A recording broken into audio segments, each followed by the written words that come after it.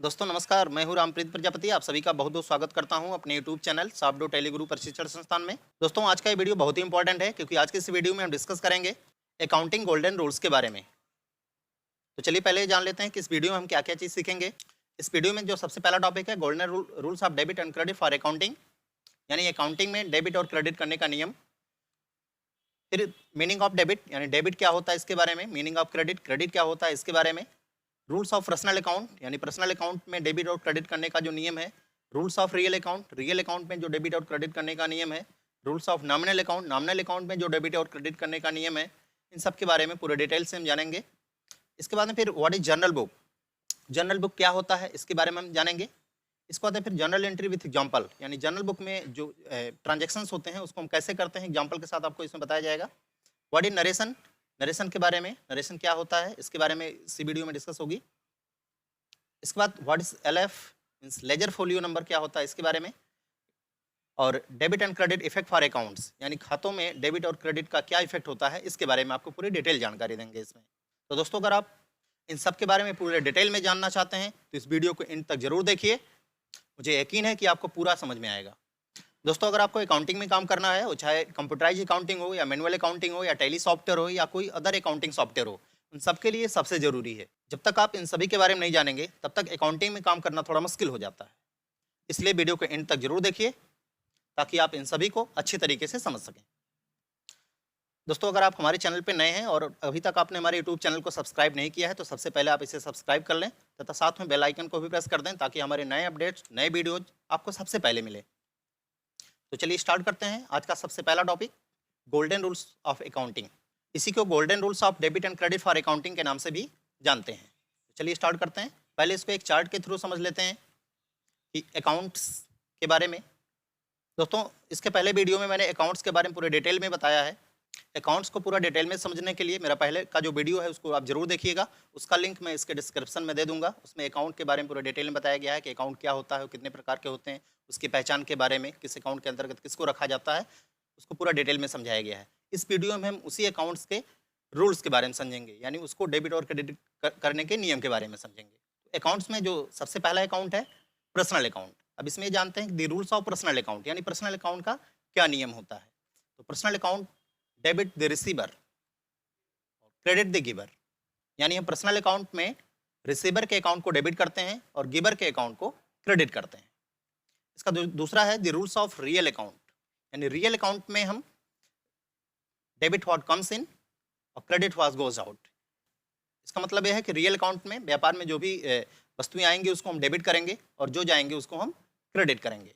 तीसरा जो अकाउंट है the rules of nominal account, यानी नॉमिनल अकाउंट का नियम, debit all expenses and losses, credit all incomes and gains, यानी व्यापार में जो भी एक्सपेंसेस होंगे, जो भी लॉस होंगे, उसका खाता हमेशा डेबिट किया जाएगा, और credit all incomes and gain, जितनी भी इनकम होगी, जितनी भी प्रॉफिट होगी, जो भी गेन होगी, उसका खाता हमेशा क्रेडिट किया जाएगा। तो अकाउंट के गोल्डन रूल्स को एक चार्ट के थ्रू हम इसको समझ चुके हैं। अब आगे हम इन सब के बारे में डिटेल में समझते हैं। तो चलिए आगे बढ़ते हैं। सबसे पहले जान लेते हैं meaning of debit and credit, यानी डेबिट और क्रेडिट का क्या मतलब होता है, यानी डेबिट किसे कहते हैं और क्रेडिट किसे कहते हैं। तो सबसे पहला डेबिट के बारे में। डेबिट शब्द की उत्पत्ति लैटिन भाषा के डेबिटम शब्द से हुई है। डेबिटम का शाब्दिक अर्थ होता है उसको दे। उसको दे का मतलब जिसको दिया गया, यानी जिसे भुगतान किया गया, उसका खाता हमेशा डेबिट कर दिया जाता है। डेबिट को इन शॉर्ट में हम DR भी लिखते हैं। DR का पूरा नाम डेबिट रिकॉर्ड होता है। तो चलिए डेबिट को समझने के लिए एक एग्जाम्पल ले लेते हैं। तो एग्जाम्पल हम लोग लेते हैं बैंक अकाउंट का। जैसे मान लिया किसी बैंक में आपका अकाउंट है, जब उस बैंक में आप पैसा जमा करते हैं, उस बैंक से जब आप पैसा निकालते हैं तो आपको एक मैसेज आता है। जैसे मान लिया आपने बैंक से पैसा विड्रॉल किया, यानी बैंक से आपने पैसा निकाला, तो आपको एक डेबिट का मैसेज आता है कि आपका खाता बैंक ने डेबिट कर दिया। और जब अपने पासबुक पे प्रिंट कराते हैं तो आपके पासबुक में भी डेबिट और क्रेडिट का कॉलम बना होता है। जितना पैसा आप जिस डेट में विड्रॉल करते हैं, डेबिट वाले कॉलम में उतना अमाउंट बैंक चढ़ा देता है। तो यहाँ पर डेबिट का मतलब हो गया उसको दे। उसको दे का मतलब ये हुआ कि बैंक अपने यहाँ आपका खाता मेंटेन कर रहा है।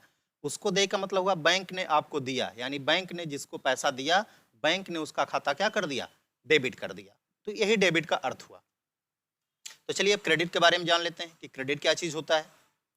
क्रेडिट शब्द की उत्पत्ति लैटिन भाषा के क्रेडिटम शब्द से हुई है, जिसका शाब्दिक अर्थ उससे दे होता है। उससे दे का मतलब जिससे आपको मिला, उसका खाता क्रेडिट किया जाएगा। क्रेडिट को शॉर्ट में CR भी लिखा जाता है, जिसका पूरा नाम क्रेडिट रिकॉर्ड होता है। चलिए इसमें भी एक एग्जांपल ले लेते हैं। एग्जांपल हुई बैंक का ही। जैसे जब भी आप अपने बैंक खाते में पैसा डिपॉजिट करते हैं या जमा करते हैं, तो बैंक आपको आपके खाते को क्रेडिट कर देता है। यानी आपको एक मैसेज आ जाता है कि आपका खाता क्रेडिट कर दिया गया है, और बैंक आपके पासबुक में क्रेडिट वाले कॉलम में अमाउंट प्रिंट करके दे देता है जितना आप डिपॉजिट करते हैं। तो इसका मतलब ये हुआ कि क्रेडिट का मतलब हो गया उससे दे। उससे दे का मतलब जिससे बैंक को पैसा मिला, यानी जिसने बैंक को पैसा दिया उसका खाता बैंक ने क्या कर दिया, क्रेडिट कर दिया। तो क्रेडिट का मीनिंग ये हो गया। तो उम्मीद है कि डेबिट और क्रेडिट आप समझ चुके होंगे क्या चीज़ होता है। तो चलिए अब आगे बढ़ते हैं। रूल्स ऑफ पर्सनल अकाउंट, यानी अब एक एक अकाउंट के बारे में पूरे डिटेल से जानते हैं कि पर्सनल अकाउंट का क्या नियम है, इसके बारे में समझ लेते हैं। तो पर्सनल अकाउंट आपको पता है कि व्यक्ति तथा संस्था से संबंधित खाता होता है। पर्सनल अकाउंट क्या होता है इसके बारे में पूरा डिटेल पिछले वीडियो में है, उसको आप जरूर देख लीजिएगा। ऐसे अकाउंट्स जो किसी व्यक्ति या संस्था से संबंधित होते हैं वे सभी पर्सनल अकाउंट कहलाते हैं। अब इसके रूल को समझते हैं। व्यापार में जो व्यक्ति कुछ प्राप्त करता है उसे रिसीवर कहते हैं। यानी रिसीवर का मतलब प्राप्त करने वाला, रिसीव करने वाला, उसे रिसीवर कहते हैं। और पर्सनल अकाउंट का ये नियम है, रिसीवर मतलब पाने वाले का खाता हमेशा डेबिट किया जाता है, तथा व्यापार में जो व्यक्ति कुछ देता है उसे गिवर कहते हैं। गिवर मतलब देने वाला। तो पर्सनल अकाउंट का ये नियम है कि देने वाले का खाता यानी गिवर का खाता हमेशा क्रेडिट किया जाएगा। जैसे अभी हम लोग बैंक अकाउंट का एग्जांपल लिए थे, तो उसमें अगर हम बैंक से पैसा विड्रॉल करते हैं, बैंक से पैसा निकालते हैं, तो हम रिसीवर होते हैं, तो हमारा खाता बैंक डेबिट करता है, यानी रिसीवर का खाता डेबिट होगा। और अगर हम बैंक को पैसा देते हैं तो हम गिवर हुए, तो बैंक हमारा खाता क्रेडिट कर देता है। तो इस प्रकार से भी इसको हम समझ सकते हैं, यानी डेबिट टू रिसीवर और क्रेडिट टू द गिवर। तो अब चलिए जानते हैं, इसके एग्जाम्पल के साथ समझते हैं इसको कि इसको कैसे हम मेंटेन करते हैं बुक में। इसमें पहला एग्जाम्पल लेते हैं। मोहन को 10,000 रुपये दिया गया। अब इसमें हम ये जानेंगे कि इसमें कौन कौन से अकाउंट्स आ रहे हैं और किस अकाउंट को डेबिट और क्रेडिट किया जाएगा, और उसको हम जनरल बुक में कैसे लिखेंगे, इसके बारे में पूरा हम डिटेल में समझते हैं। तो चलिए अकाउंट की पहचान करना सीखते हैं। इसमें मोहन को पैसा दिया गया, यानी इसमें एक नाम आया क्या, मोहन। मोहन क्या है, एक व्यक्ति का नाम है। तो जो व्यक्ति या संस्था के नाम से होंगे वो कौन से खाते होंगे, पर्सनल अकाउंट होंगे। यानी मोहन का खाता जो होगा पर्सनल अकाउंट होगा। अब इसको डेबिट और क्रेडिट करने के लिए, इसको समझने के लिए हमें पहले इसके रूल्स को जानना होगा कि इसका रूल क्या है। अभी पीछे हम लोगों ने देखा, उसको फिर यहाँ मैं एक बार रिपीट कर रहा हूँ कि debit to the receiver, credit to the giver. अब इसमें ये पहचान करना है कि मोहन रिसीवर है या गिवर है। तो मोहन पाने वाला है, क्योंकि मोहन को पैसा दिया जा रहा है, इसका मतलब मोहन रिसीवर हुआ। तो रिसीवर का खाता क्या होगा, डेबिट होगा, यानी मोहन का खाता क्या होगा, डेबिट किया जाएगा। तो इतना तो क्लियर हो गया होगा आपको कि अकाउंट की पहचान करना और उसको डेबिट क्रेडिट की पहचान करना, ये आप समझ चुके होंगे। अब इसमें दूसरे अकाउंट की चलिए पहचान करते हैं। इसमें दूसरा अकाउंट है कैश, क्योंकि यहाँ पर पैसा दिया गया है। तो कैश का खाता क्या होगा, रियल अकाउंट होगा। क्यों, क्योंकि कैश यानी पैसा आपकी क्या है, संपत्ति है। तो संपत्तियों और वस्तुओं का खाता क्या होता है, रियल अकाउंट होता है। अब इसमें रियल अकाउंट का रूल्स लगेगा। रियल अकाउंट का जो रूल है, debit what comes in, credit what goes out. इसका मतलब होगा कि जो आएगा व्यापार में वो डेबिट होगा और जो व्यापार से जाएगा वो क्रेडिट होगा। यहाँ पर पैसा दिया गया है, इसका मतलब पैसा आपके व्यापार से क्या हो रहा, जा रहा है। तो यहाँ पर पैसा व्यापार से जा रहा है, इसका मतलब क्या होगा, क्रेडिट होगा, क्योंकि क्रेडिट वाज गोज आउट, यानी जो जाएगा वो उसका खाता क्या कर दिया जाएगा, क्रेडिट कर दिया जाएगा। तो इस प्रकार से हम इसमें समझेंगे कि कौन कौन से खाते हैं और उसको डेबिट करना है या क्रेडिट करना है। तो जब तक आप अकाउंट्स की पहचान करना नहीं जानेंगे, जब तक आप अकाउंट के रूल्स को नहीं जानेंगे, तब तक आप इसको क्लियर नहीं कर सकते हैं कि ये डेबिट होगा कि क्रेडिट होगा। इसलिए आपको अकाउंट की पहचान करना और अकाउंट के रूल्स आपको याद होना चाहिए। तो चलिए इसको बुक्स में लिखना सीखते हैं कि इसको लिखा कैसे जाता है, यानी इसकी जनरल एंट्री। जनरल एंट्री को हम जनरल बुक में लिखते हैं। अब सबसे पहले ये जान लेते हैं कि जनरल बुक होता क्या है। तो चलिए जानते हैं कि जनरल बुक क्या होता है।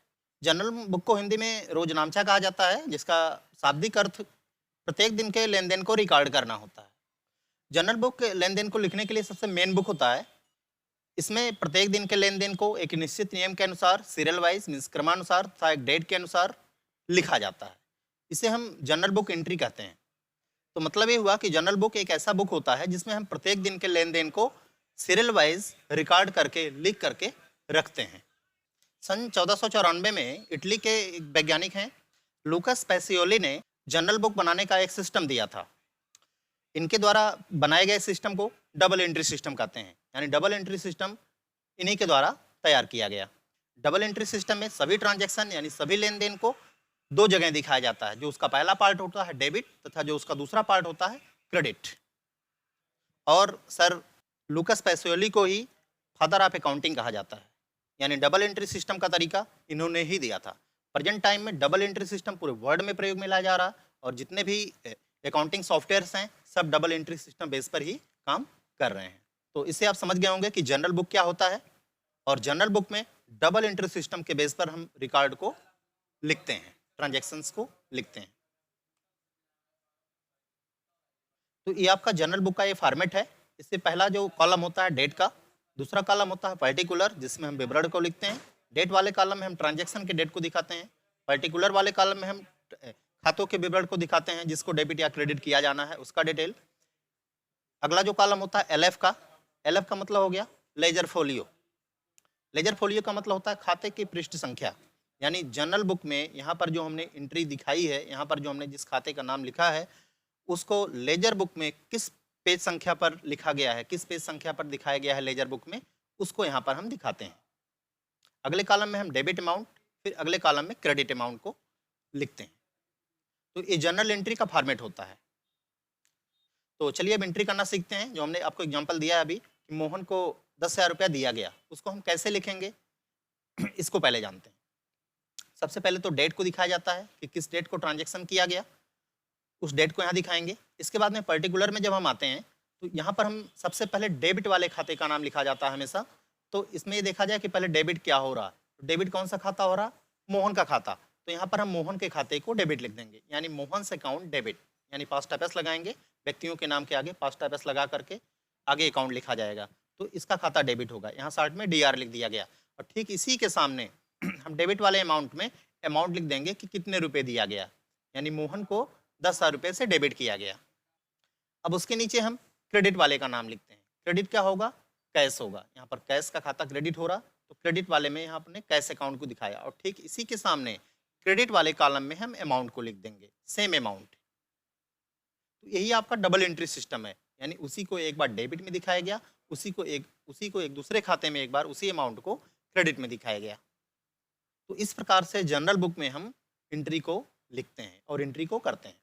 इसमें एक खाता डेबिट होगा तो दूसरा खाता क्रेडिट जरूर होगा। प्रत्येक एंट्री के लास्ट में एक संक्षिप्त विवरण लिखा जाता है जिसको हम नरेशन के नाम से जानते हैं। तो इस नरेशन को यहाँ पर दिखाते हैं। नरेशन क्या होता है, चलिए इसके बारे में जान लेते हैं। प्रत्येक लेन देन का एक जो संक्षिप्त विवरण है प्रत्येक एंट्री के नीचे लिखा जाता है, जिसे हम नरेशन कहते हैं। बिना नरेशन के जर्नल एंट्री कंप्लीट नहीं होता है। Journal entry is not complete without narration, इसलिए नरेशन लिखना कंपलसरी है। और नरेशन इसलिए भी लिखा जाता है ताकि एंट्री को हम क्लियर कर सकें कि इसमें किस प्रकार का ट्रांजैक्शन हुआ है, यानी ट्रांजैक्शन क्या हुआ है उसको हम जान सकते हैं। तो जैसे मैंने इसमें लिखा नरेशन में being amount paid to Mohan. Narration लिखने की शुरुआत हमेशा बीइंग से होती है और जो ट्रांजैक्शन किया गया है उसी को इंसर्ट में लिख दिया जाता है। जैसे यहाँ क्या किया गया, मोहन को पैसा दिया गया, यानी अमाउंट पेड टू मोहन, यानी मोहन को भुगतान किया गया। तो उसको हम लिखेंगे being amount paid to Mohan, यानी मोहन को पैसा भुगतान कर दिया गया। तो एग्जाम्पल उम्मीद है आपको समझ में आया होगा। चलिए आपको पर्सनल अकाउंट का ही दूसरा एग्जाम्पल देते हैं। जैसे इसमें लिखा हुआ एसटीजी प्राइवेट लिमिटेड से 5,000 रुपये प्राप्त हुआ। एसटीजी मीन्स साबडो टेली ग्रुप प्राइवेट लिमिटेड से 5,000 रुपये मिला। अब यहाँ पर फिर वही खाते की पहचान करना है कि इसमें कौन कौन से अकाउंट्स आ रहे हैं। तो इसमें पहला अकाउंट आ रहा है एसटीजी प्राइवेट लिमिटेड, यानी एक नाम आया एसटीजी प्राइवेट लिमिटेड, यह एक संस्था का नाम है। तो जो खाते व्यक्ति और संस्था के नाम से होते हैं वे सब पर्सनल अकाउंट होते हैं, यानी STG private limited personal account के अंतर्गत जाएगा। और पर्सनल अकाउंट का रूल्स है debit to receiver, credit to giver. अब यहाँ ये जानना है कि एसटीजी प्राइवेट लिमिटेड रिसीवर है या गिवर। अब यहाँ पर एसटीजी प्राइवेट लिमिटेड से पैसा मिला है, इसका मतलब क्या हुआ, एसटीजी प्राइवेट लिमिटेड देने वाला है, इसका मतलब वो गिवर है। और गिवर का खाता क्या होगा, क्रेडिट किया जाएगा, यानी पाने वाले का खाता डेबिट और देने वाले का खाता क्रेडिट। यहाँ पर एसटीजी प्राइवेट लिमिटेड पैसा दे रहा है, इसका मतलब है देने वाला है, इसलिए इसका खाता क्या होगा, क्रेडिट होगा। इस प्रकार से हम खाते की पहचान करेंगे। दूसरा खाता जो इसमें आ रहा कैश अकाउंट, यानी यहाँ पर पैसा मिला है, तो कैश अकाउंट का मतलब रियल अकाउंट में जाएगा, क्योंकि ये आपकी संपत्ति है, संपत्तियों का खाता रियल अकाउंट होता है। अब रियल अकाउंट का जो नियम है, डेबिट व्हाट कम्स इन, यानी व्यापार में जो आएगा वो डेबिट होगा, क्रेडिट व्हाट गोज आउट, यानी व्यापार से जो भी जाएगा वो क्रेडिट होगा। तो यहाँ पर पैसा आपको प्राप्त हुआ, इसका मतलब पैसा व्यापार में आ रहा है, यानी पैसा व्यापार में आया, इसलिए इसका खाता क्या होगा, डेबिट होगा। तो यहाँ पर देखिए एसटीजी प्राइवेट लिमिटेड का खाता क्रेडिट हो रहा है और कैश का खाता डेबिट हो रहा है। तो अगर पहला खाता क्रेडिट हुआ है तो दूसरा ऑटोमेटिक डेबिट हो जाएगा, अगर पहला डेबिट हुआ है तो दूसरा क्रेडिट हो जाएगा। तो उम्मीद है कि आप अकाउंट्स की पहचान कर लेंगे और उसमें रूल्स भी लगा लेंगे। चलिए इसकी भी जनरल एंट्री करके देख लेते हैं।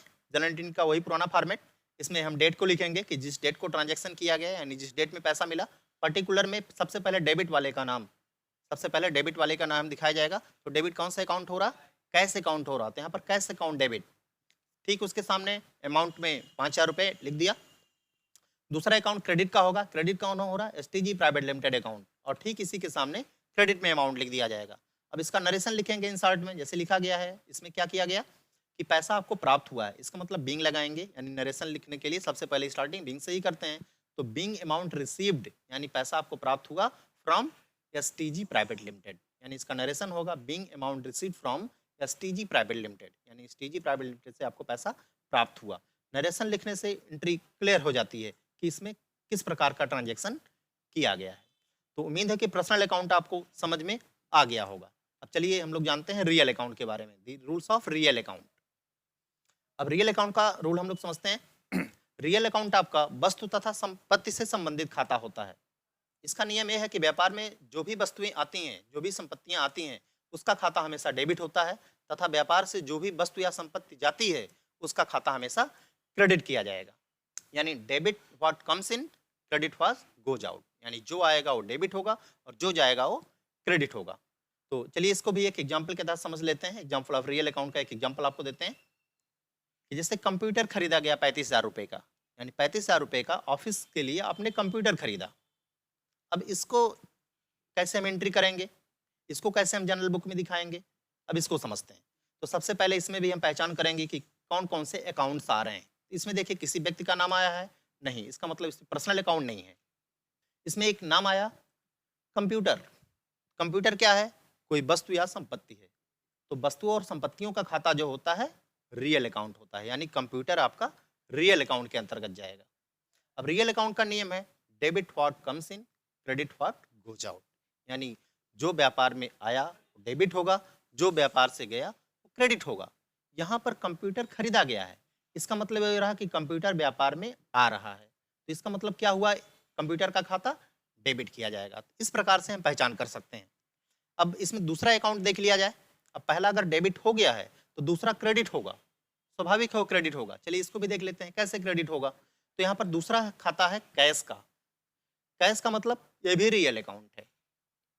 अब इसमें भी रियल अकाउंट का वही नियम, debit what comes in, credit what goes out. अब यहाँ पर क्या किया गया, कंप्यूटर खरीदा गया, इसका मतलब कंप्यूटर व्यापार में आया और पैसा व्यापार से गया, यानी पैसा दिया गया होगा जब खरीदा गया है। तो पैसा व्यापार से अगर गया, यानी इसमें पैसा व्यापार से जा रहा है, तो क्या होगा, क्रेडिट हो जाएगा, यानी जो जाएगा वो क्रेडिट हो जाएगा। तो चलिए अब इसका जर्नल एंट्री कर लेते हैं। इसमें भी सबसे पहले डेट, जिस डेट में ट्रांजैक्शन हुआ, यानी जिस डेट में खरीदा गया, पर्टिकुलर में सबसे पहले डेबिट वाले का नाम, यानी डेबिट जो अकाउंट हो रहा है, तो इसमें डेबिट क्या हो रहा है, कंप्यूटर, यानी कंप्यूटर अकाउंट डेबिट। ठीक इसके सामने डेबिट में अमाउंट लिख दिया जाएगा जितने का खरीदा गया, और दूसरा खाता क्रेडिट हो गया, यानी कैश का खाता क्रेडिट हो रहा है, तो कैश अकाउंट को क्रेडिट कर दिया गया। अब देखिए यहाँ पर कंप्यूटर के आगे DR लिखा गया, इसका मतलब इसका खाता डेबिट हो रहा, लेकिन इसके आगे CR नहीं लिखा जाएगा क्योंकि यहाँ पर 2 लगा दिया गया, इसका मतलब क्रेडिट होता है। और ठीक इसके सामने क्रेडिट वाले अमाउंट में हम अमाउंट जा करके लिख देंगे, फिर इसका हम नरेशन लिख देंगे। इसमें जो चीज़ किया गया है, इसमें क्या किया गया है, कंप्यूटर खरीदा गया है, तो लिखेंगे been computer purchased for cash. तो इस प्रकार से ट्रांजैक्शन हम जनरल एंट्री या जनरल बुक में लिख सकते हैं। तो चलिए रियल अकाउंट में दूसरा एग्जांपल हम लोग ले लेते हैं। जैसे ऑफिस का फर्नीचर बेचा गया, मान लीजिए ऑफिस में फर्नीचर था, वो 20,000 रुपये का बेचा गया, तो इसको कैसे लिखा जाएगा, इसमें भी खाते की पहचान करिए।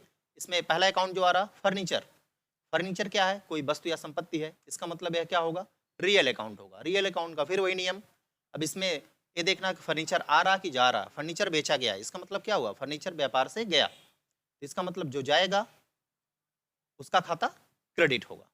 यानी फर्नीचर व्यापार से जा रहा है, इसलिए फर्नीचर का खाता क्या होगा, क्रेडिट होगा। अब दूसरा खाता डेबिट होगा, चलिए इसको भी चेक करते हैं कैसे होगा। यानी दूसरा कैश है, यानी पैसा, इसका मतलब बेचा गया तो फर्नीचर गया और पैसा व्यापार में आया होगा। तो ये भी आपका रियल अकाउंट है, क्योंकि कैश आपकी संपत्ति है। रियल अकाउंट का भी यही नियम है। और इसमें ये देख लिया जाए कि पैसा व्यापार में आ रहा है, इसका मतलब फर्नीचर आपने बेचा तो पैसा व्यापार में आया, तो इसलिए इसका खाता क्या होगा, डेबिट कर दिया जाएगा। अभी क्लियर हो गया कि फर्नीचर का खाता क्रेडिट होगा और कैश का खाता डेबिट होगा। तो इसकी जनरल एंट्री हम कैसे करेंगे, यहाँ पर हम डेट को लिख देंगे। पहले डेबिट जो हो रहा, डेबिट क्या हो रहा, कैश अकाउंट, इसको यहाँ पर लिखेंगे। फिर अमाउंट, डेबिट के सामने हम 20,000 रुपये लिखेंगे। फिर जो क्रेडिट हो रहा, फर्नीचर अकाउंट क्रेडिट हो रहा, ठीक इसके सामने क्रेडिट वाले कॉलम में अमाउंट 20,000 रुपये लिख दिया जाएगा। अब इसका हम नरेशन लिख देंगे। यहाँ पर क्या किया गया, being furniture sold on cash, यानी फर्नीचर नगद बेचा गया है। तो इस प्रकार से हम ट्रांजेक्शन्स को दिखा सकते हैं। तो ये दोनों एग्जांपल आपके रियल अकाउंट के थे। उम्मीद है कि अगर ऐसे ट्रांजेक्शन आते हैं तो आप उसको जरूर कर लेंगे। तो चलिए अब बढ़ते हैं अगले अकाउंट के बारे में, the rules of nominal account, यानी नॉमिनल अकाउंट का जो नियम है उसको अब समझते हैं। नॉमिनल अकाउंट व्यापार के आय व्यय लाभ हानि से संबंधित खाता होता है। तो व्यापार में जो भी खर्चे होते हैं, जो भी हानि होती हैं, उसका खाता हमेशा डेबिट किया जाएगा, यानी ऑल एक्सपेंसेस ऑलवेज डेबिट। और व्यापार में जो भी आय या लाभ होते हैं उसका खाता हमेशा क्रेडिट किया जाता है, यानी ऑल इनकम्स ऑलवेज क्रेडिट, यानी जितनी भी इनकम होगी उसका खाता हमेशा क्या होगा, क्रेडिट किया जाएगा। तो इसका रूल है, debit all expenses and losses, credit all incomes and gains. तो आगे नॉमिनल अकाउंट का भी एग्जांपल हम लोग ले लें। जैसे यहाँ पर सैलरी या वेतन दिया गया, अब इसमें खाते की पहचान करना है कि वेतन दिया गया, इसमें किसी व्यक्ति का नाम नहीं दिया गया है, तो यानी ये पर्सनल अकाउंट नहीं होगा। तो इसमें एक नाम आया है सैलरी, सैलरी किसी व्यक्ति का भी नाम नहीं है, यानी पर्सनल अकाउंट नहीं होगा। सैलरी कोई वस्तु या संपत्ति भी नहीं है, इसलिए रियल अकाउंट भी नहीं होगा। इसका मतलब क्या होगा, जो पर्सनल रियल नहीं होगा वो नॉमिनल में जाएगा। अब कैसे नॉमिनल में जाएगा इसकी पहचान करें। सैलरी दिया गया, सैलरी यहाँ पर या तो आय हो सकता है या तो व्यय हो सकता है, मतलब या तो सैलरी इनकम हो सकती है या तो एक्सपेंस हो सकता है। सैलरी दिया गया यानी आपने पे किया, इसका मतलब यह खर्चा है। अगर ये मिला होता तो इनकम होती, लेकिन यहाँ पर दिया जा रहा है तो इसका मतलब क्या होगा, ये एक्सपेंस है। तो यहाँ पर एक सैलरी अकाउंट आ रहा है, यानी सैलरी का खाता आपका नॉमिनल अकाउंट में जाएगा। और नॉमिनल अकाउंट का नियम है डेबिट एक्सपेंसेस एंड लॉसेस, यानी जो भी खर्चे हैं, जो भी हानि है उसका डेबिट करिए। क्रेडिट इनकम्स एंड प्रॉफिट्स, जो भी इनकम हो रही है और जो प्रॉफिट हो रही है उसका खाता क्रेडिट करिए। तो यहाँ पर सैलरी दिया गया, यह एक्सपेंस है, तो इसका मतलब यह क्या होगा, डेबिट होगा। यानी सैलरी दिया गया है और यह एक खर्चा है, और खर्चे हमेशा डेबिट होते हैं, इसलिए यहाँ पर सैलरी का खाता डेबिट कर दिया जाएगा। दूसरा अकाउंट इसमें देखते हैं क्या है, दूसरा कैश है, यानी पैसा दिया गया है ना, यहाँ पर सैलरी दिया गया, इसका मतलब कैश दिया गया। ये कौन सा खाता होगा, रियल अकाउंट होगा, क्योंकि आपकी संपत्ति है, इसमें इसका नियम लगेगा, debit what comes in, credit what goes out. तो यहाँ पर क्या हो रहा है कि पैसा व्यापार से जा रहा है, यानी आप सैलरी पे कर रहे हैं, तो इसका मतलब पैसा आप दे रहे हैं, तो पैसा व्यापार से अगर जा रहा है तो क्रेडिट हो जाएगा। इसका मतलब भी यहाँ ये हुआ कि अगर पहला यहाँ पर डेबिट हुआ है तो दूसरा खाता क्रेडिट होगा। तो इसकी भी जनरल एंट्री करके देख लेते हैं हम लोग कैसे होगा। पहले यहाँ पर डेट लिख दिया जाएगा जिस डेट में ट्रांजेक्शन किया गया, और यहाँ पर भी पहले डेबिट वाले का ही नाम, तो डेबिट क्या हो रहा, सैलरी अकाउंट, तो सैलरी अकाउंट का खाता डेबिट होगा। अमाउंट में ठीक उसके सामने डेबिट वाले कॉलम में 25,000 रुपये दिखा दिया गया। दूसरा खाता क्या होगा, क्रेडिट होगा, यानी टू कैश अकाउंट, और ठीक इसके सामने क्रेडिट वाले कॉलम में अमाउंट दिखा दिया गया। अब यहाँ पर हम नरेशन लिख देंगे। नरेशन क्या होगा, यहाँ पर क्या किया जा रहा, पैसा दिया गया यानी सैलरी दिया गया, तो लिखेंगे बीइंग सैलरी पेड, यानी सैलरी का भुगतान किया गया। अब इसको ऐसे भी लिख सकते हैं कि being salary paid by cash, यानी सैलरी का भुगतान नगद किया गया। अब इसको इंसर्ट में ही लिख सकते हैं, वही अच्छा है, मतलब दोनों तरीका है लिखने का। तो एक एग्जाम्पल आपको जरूर समझ में आया होगा। चलिए एक और एग्जाम्पल इसके लिए ले लेते हैं हम लोग। जैसे कमीशन प्राप्त हुआ, उसमें सैलरी देने वाली एंट्री थी, इसमें प्राप्त होने की है, यानी इसमें आपकी इनकम हो रही है, मिल रहा है। अब कमीशन यानी इसमें पहला खाता आ रहा कमीशन का, तो कमीशन किस में जाएगा, नॉमिनल में जाएगा। क्यों, क्योंकि ये या तो इनकम होगी या तो एक्सपेंस होगा, तो इनकम एक्सपेंस यानी आय व्यय का जो खाता होता है नॉमिनल अकाउंट होता है। तो यहाँ पर क्या हो रहा है कि कमीशन हमें प्राप्त हो रहा है, यानी यह आपकी इनकम है। अब इसमें नॉमिनल अकाउंट का नियम लगाइए, वही debit expenses and losses, credit incomes and profits. इसमें कमीशन मिला है यानी यह एक इनकम है, और इनकम का खाता हमेशा क्या किया जाता है, क्रेडिट किया जाता है, यानी यहाँ पर कमीशन अकाउंट क्या होगा, क्रेडिट होगा। अब दूसरा इसका पार्ट देख लेते हैं, यानी दूसरा तो डेबिट होना है, चलिए देखते हैं कैसे होगा। यहाँ पर प्राप्त हुआ है क्या, पैसा, इसका मतलब ये हुआ कि यह रियल अकाउंट है क्योंकि संपत्ति है। अब रियल अकाउंट का नियम है debit what comes in, credit what goes out. अब यहाँ पर पैसा व्यापार में आ रहा है क्योंकि प्राप्त हुआ है, तो पैसा व्यापार में जब भी आएगा तो डेबिट हो जाएगा, यानी आपका कमीशन का खाता क्रेडिट होगा और कैश का खाता डेबिट होगा। तो इसकी भी जनरल एंट्री करके देख लेते हैं। इसमें पहले डेट लिखेंगे, जिस डेट में ट्रांजेक्शन किया गया। तो पहले यहाँ पर डेबिट वाले का नाम, डेबिट क्या हुआ, कैश, तो कैश अकाउंट को हम डेबिट करेंगे। अमाउंट में जाकर के डेबिट वाले कॉलम में लिखेंगे 10,000। इसके बाद में फिर क्रेडिट में कमीशन अकाउंट लिखेंगे और ठीक इसके सामने 10,000 रुपया लिखेंगे। अब इसका नरेशन क्या होगा, अभी देख लेते हैं। नरेशन में इसमें रिसीव हुआ आपको, लिखेंगे बीइंग कमीशन रिसीव्ड, यानी कमीशन आपको प्राप्त हुआ, ऐसे भी लिख सकते हैं। Being commission received by cash, ऐसे भी लिख सकते हैं। जहाँ तक हो सके इंसर्ट में लिखिए। तो ये नॉमिनल अकाउंट के एग्जाम्पल थे। उम्मीद है कि आपको समझ में जरूर आया होगा। तो जब तक हम अकाउंट्स और अकाउंट के रूल्स के बारे में पूरे डिटेल में नहीं जानेंगे, तब तक हम जनरल एंट्री नहीं कर पाएंगे, और जनरल एंट्री नहीं कर पाएंगे तो एंट्री करना बड़ा मुश्किल हो जाएगा। चाहे वो मैनुअल एंट्री करनी हो, चाहे वो कंप्यूटर पे एंट्री करनी हो, चाहे वो टैली में एंट्री करनी हो, या किसी अदर सॉफ्टवेयर में एंट्री करनी हो। तो इसलिए इसके पहले का जो हमारा वीडियो है अकाउंट्स के बारे में, उसको आप जरूर देखिए। इसके डिस्क्रिप्शन में उसका लिंक जरूर आपको मिलेगा। तो चलिए अभी जान लेते हैं कि debit and credit effects for accounts, यानी खातों में डेबिट और क्रेडिट कैसे इफेक्ट डालता है, यानी उसका इफेक्ट क्या होता है। तो उसको हम डिटेल में चलिए समझते हैं। इसको समझने के लिए एक टेबल के थ्रू समझते हैं हम लोग।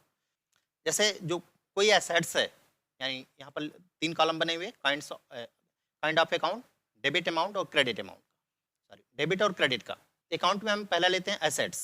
जैसे मान लिया एसेट्स का अगर अकाउंट है, एसेट्स का अगर खाता है, अगर उसको हम डेबिट कर देते हैं तो क्या प्रभाव डालता है, क्रेडिट कर देते हैं तो क्या प्रभाव डालता है। तो अगर एसेट्स का खाता हम डेबिट करते हैं तो हमेशा इंक्रीज होगा, मतलब बढ़ेगा। लेकिन एसेट्स का खाता अगर हम क्रेडिट कर देते हैं तो क्या होगा, डिक्रीज होगा, यानी वो घटेगा। इसी प्रकार से जो दूसरा खाता है जैसे लाइबिलिटी, अगर लाइबिलिटी को हम डेबिट करते हैं तो डिक्रीज होगा, यानी वो कम होगा, घटेगा। और लाइबिलिटी को अगर हम क्रेडिट करते हैं तो इंक्रीज होगा, यानी लाइबिलिटी बढ़ेगा। यानी एसेट्स का सेम अपोजिट होता है लाइबिलिटी। अगला जो अकाउंट है इनकम या रेवेन्यू, यानी इनकम का खाता अगर हम डेबिट कर दें तो वो क्या होगा, डिक्रीज होगा, यानी वो कम होगा, घटेगा। और इनकम का खाता अगर हम क्रेडिट कर दें तो क्या होगा, इंक्रीज करेगा, यानी वो बढ़ेगा, यानी वो इनकम बढ़ेगी। इस प्रकार से जो अगला अकाउंट है एक्सपेंस का या कॉस्ट, अगर इस खाते को अगर हम डेबिट करते हैं तो क्या होता है, इंक्रीज होता है, यानी एक्सपेंस को अगर हम डेबिट करते हैं तो एक्सपेंस हमारा बढ़ता है, इंक्रीज होता है। अगर इसको हम क्रेडिट कर देते हैं तो क्या होता है, डिक्रीज होता है। इस प्रकार से अगर कैपिटल या इक्विटी है, उसको अगर हम डेबिट करते हैं तो डिक्रीज होता है, लेकिन कैपिटल को अगर हम क्रेडिट करते हैं तो इंक्रीज होता है, यानी वो बढ़ता है। तो इस प्रकार से इन चार्ट में, एक चार्ट के थ्रू हम समझ गए कि अगर हम खाते को डेबिट क्रेडिट करते हैं तो किसको डेबिट करने से इंक्रीज होगा, किसको डेबिट करने से डिक्रीज होगा। इसको आप अच्छे तरीके से समझ लीजिएगा, क्योंकि ये जानना जरूरी है कि अगर किसी खाते को डेबिट कर दें तो इंक्रीज होगा या डिक्रीज होगा। तो इस चार्ट से आप इसको अच्छे तरीके से समझ सकते हैं। अगर किसी खाते को हम गलत तरीके से डेबिट या क्रेडिट कर दें, इसका मतलब हुआ कि अगर हम उसको क्रेडिट करना था, गलती से मैंने डेबिट कर दिया, तो क्या होगा, अपोजिट हो जाएगा। इसीलिए हमको अकाउंट्स और अकाउंट के रूल्स, यानी उसको डेबिट करने के रूल्स को बहुत अच्छी तरीके से आना चाहिए। तो उम्मीद है कि इन सभी को आप इस वीडियो में बहुत अच्छी तरीके से सीखे होंगे और आपको पूरा समझ में भी आया होगा। तो इस वीडियो में बस इतना ही। Thanks for watching my video. अगर आपको अच्छा लगा हो तो इसको, चैनल को सब्सक्राइब करिए, लाइक और शेयर जरूर करिए। Thank you so much.